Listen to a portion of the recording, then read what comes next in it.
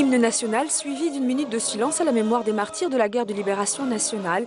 C'est ainsi qu'a démarré la cérémonie commémorative de Yaoum el-Shahid, organisée au Centre culturel algérien à Paris, à l'initiative du collectif citoyen de la communauté algérienne établie en France, dont le président, fils de martyr, fut honoré par l'association des enfants des Chouhada en Algérie. La médaille lui a été remise des mains de l'ambassadeur d'Algérie en France et du vice-président du Parlement africain.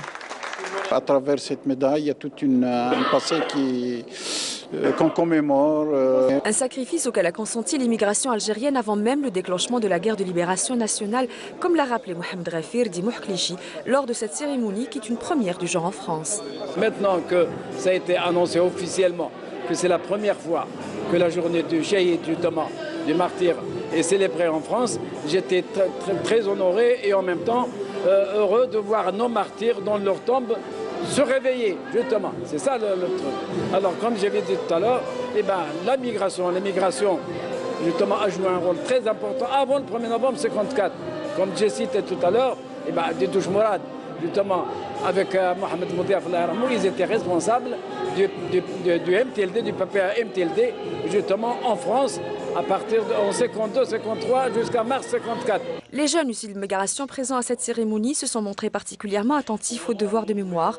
Beaucoup y voient une justice pour leurs aïeux, comme le grand-père de cette jeune fille arrêtée et torturée après avoir vécu clandestinement pendant 6 mois dans le métro. En tant que jeune qui est né en France, on n'a pas vraiment grandi avec ça, dans le sens où on ne vit pas en Algérie, on ne l'étudie pas à l'école. Mais en fait, ici, la plupart, on a tous de grands-parents, des arrière-grands-parents pour certains qui sont moudjahid. Et c'est un devoir pour nous de devoir se rappeler de ce qu'ils ont fait pour nous, pour nos parents, pour nos grands-parents, ce qu'ils ont fait pour notre pays. Aujourd'hui, cette journée de Shahid est pour moi un pas, mais vraiment, sur le devoir de mémoire, parce qu'on n'oublie pas, on doit savoir d'où on vient pour savoir où on va. Pour sa part, le président du Conseil national citoyen, Maher El-Ammari, a appelé cette nouvelle génération à reprendre le flambeau du 1er novembre 1954. Nous saisissons cette occasion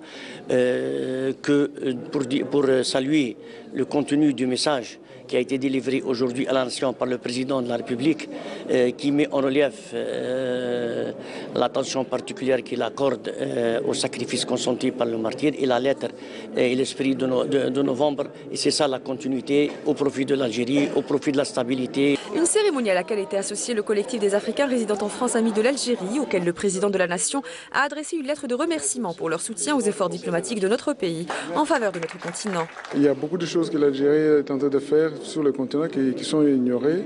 Je prendrai seulement l'exemple des enfants, de jeunes étudiants qui sont en Algérie, il y a plus de 14 000, mais personne n'en parle, mais combien qui font ça? Et c'est en musique qu'Alger fut célébré à la fin de la cérémonie par la voix d'Amina Karaja, qui a merveilleusement repris les plus beaux titres du répertoire algérois.